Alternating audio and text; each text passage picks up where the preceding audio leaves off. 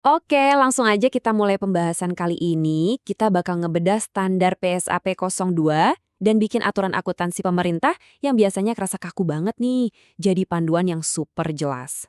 Siap-siap ya, karena kita bakal bongkar habis rahasia di balik laporan realisasi anggaran atau yang biasa kita sebut LRA.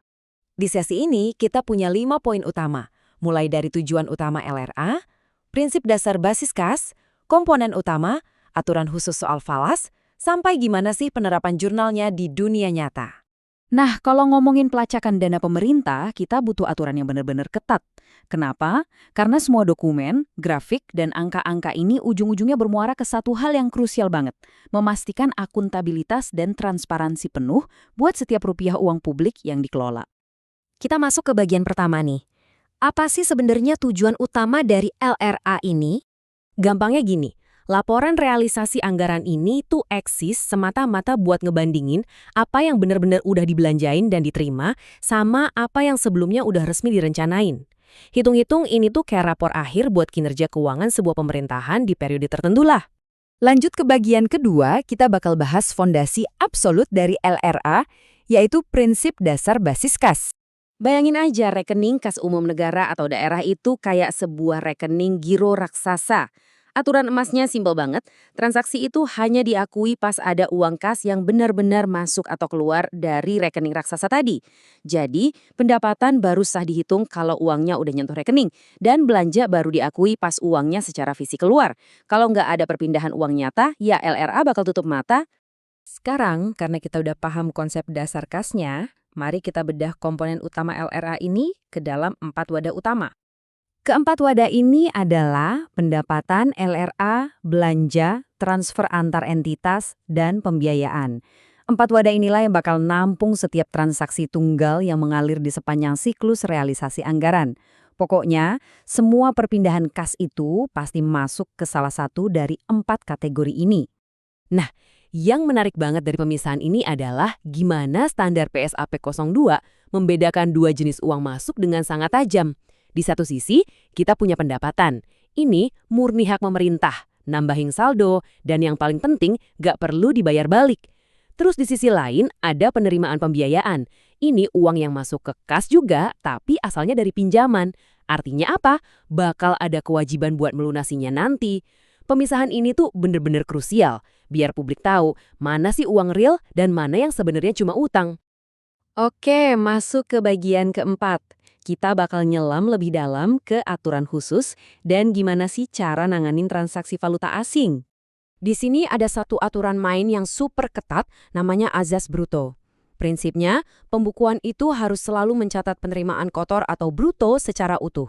Anda nggak bisa sembarangan memotong pendapatan dengan pengeluaran, terus cuma nyatet selisih bersihnya aja. Nggak bisa gitu. Intinya, nggak boleh ada satu angka pun yang disembunyikan dari publik. Terus, gimana ceritanya kalau transaksinya pakai dolar, euro, atau mata uang asing lainnya? Karena semua pembukuan wajib dalam rupiah, ada alur logis yang harus diikutin. Pertama, kalau dana falasnya udah tersedia, kita pakai kurs tengah bank sentral.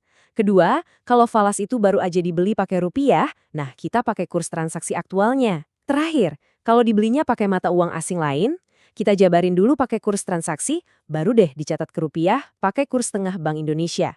Sistematis banget kan? Di bagian kelima alias bagian terakhir ini, mari kita lihat gimana jurnal-jurnal ini dipraktikkan langsung di dunia nyata.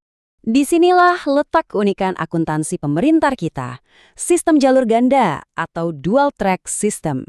Petugas keuangan itu wajib banget memelihara dua catatan secara bersamaan. Kenapa? Karena siklus finansial itu fokusnya ke basis akrual buat nyatet aset dan beban.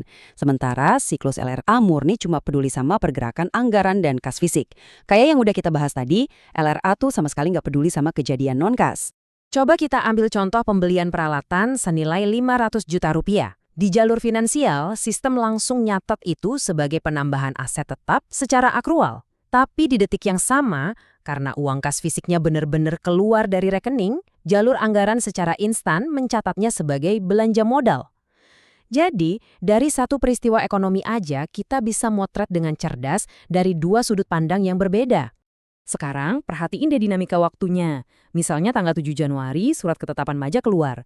Jalur finansial langsung dengan sigap nyatet itu sebagai piutang pendapatan. Tapi buat LRA, nol besar. LRA cuma diem aja nunggu dengan sabar sampai tanggal 25 Februari. Pas uang tunai 300 juta itu udah beneran nyentuh rekening kas, baru LRA bereaksi dan nyatet itu sebagai pendapatan pajak.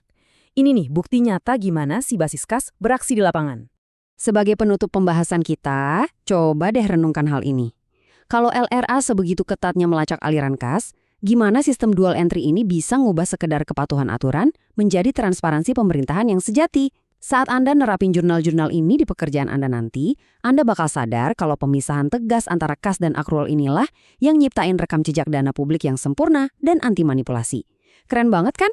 Terima kasih udah ngikutin sesi kali ini dan sampai jumpa di pembahasan seru berikutnya.